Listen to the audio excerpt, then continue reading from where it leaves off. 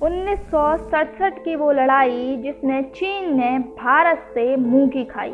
नमस्कार दोस्तों, भारत शिक्षा में आप सभी का स्वागत है। दोस्तों, आप सभी को 1962 की लड़ाई तो याद होगी, लेकिन उसके कुछ ही सालों के बाद 1967 की लड़ाई भी भारत और चीन के बीच हुई थी।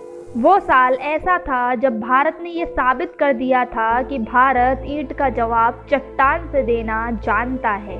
तो चलिए देखते हैं कि क्या थी 1967 की लड़ाई और क्यों लड़ी गई।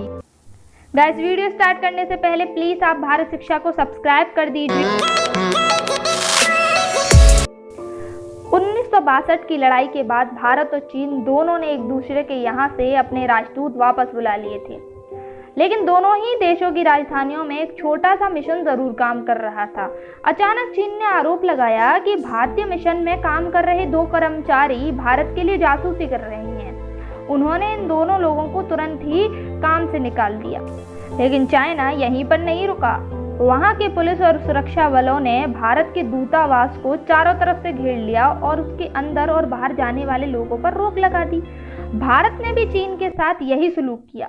ये कार्रवाई 3 जुलाई 1967 को शुरू हुई और अगस्त में जाकर दोनों देश एक दूसरे के दूतावासों की घेराबंदी तोड़ने के लिए राजी हुए। उन्हीं दिनों चीन ने शिकायत की कि भारतीय सैनिक उनकी भेड़ों के झुंड को भारत में हाँक कर ले गए हैं। उस समय अटल बिहारी वाजपेयी जी विपक्ष पार्टी के सांसद थे, लेकिन उन्होंने एक अजीबोगरीब ढंग से इस चीज का विरोध किया। वो चीन के नई दिल्ली में शांति पथ स्थित दूतावास में भेड़ों के एक झुंड को लेकर घुस गई। अब इस लड़ाई का कारण क्या था ये भी जान लीजिए। 14,200 फीट पर स्थित नथुला दर्रा तिब्बत सिक्किम सीमा पर है, जिससे होकर पुराना गैंगटॉक यांगतुक ल्हासा व्यापार मार्ग गुजरता है। यूं तो सिक्किम तिब्बत सीमा निर्धारण स्पष्ट ढंग से किया जा चुका है, पर चीन ने कभी भी सिक्किम को भारत का हिस्सा नहीं माना। इससे पहले 1965 के भारत पाकिस्तान युद्ध में जब भारत पाकिस्तान पर भारी पड़ने लगा तो पाकिस्तान के राष्ट्रपति आयूब खान गुप्त रूप से चीन गए और उन्होंने चीन से अनुरोध किया कि पाकिस्तान पर दबाव हटाने के लिए भारत पर सैनिक दबाव बनाया जाए। अब इसी को लेकर चीन ने भारत को नथुला एवं जलेपला दर्रे खाली करने को कहा।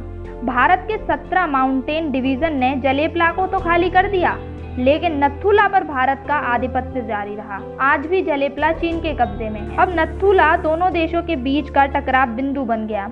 1967 के टकराव के दौरान भारत की 2 बटालियन के जिम्मे नथुला की सुरक्षा थी। इस बटालियन की कमान कर्नल राय सिंह के हाथों में थी। भारतीय सेना के एक सूत्र के मुताबिक नथुला दर्रे पर सैन्य गश्त के दौरान दोनों देशों के सैनिकों के बीच अक्सर जुबानी जंग का माहौल बना रहता था, जो शीघ्र ही धक्का मुक्की में तब्दील हो गया।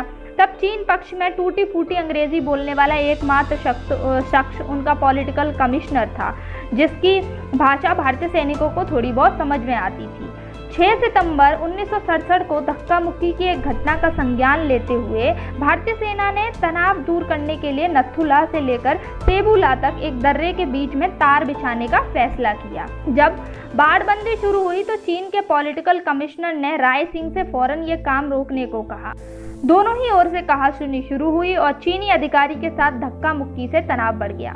चीनी सैनिक तुरंत अपने बंकर में लौट गए और भारतीय इंजीनियरों ने तार डालने का काम जारी रखा। कुछ ही मिनटों के अंदर चीनी सीमा से विसल की तेज आवाज आने लगी और फिर चीनियों ने मीडियम मशीन गनों से गोलियां बरसानी शुरू कर दी। भारतीय सैनिकों को शुरू में भारी नुकसान झेलना पड़ा, क्योंकि उन्हें चीन से ऐसे कदम का अंदेशा नहीं था। राय सिंह खुद जख्मी हो गए और उनके साथ ही बहुत सारे अधिकारी शहीद भी हो गए। प्रथम 10 मिनट के अंदर करीब 70 सैनिक मारे जा चुके थे और कई घायल हुए। इसके बाद भारत की ओर से जो जवाबी हमला हुआ उसने चीन का इरादा चकनाचूर कर दिया।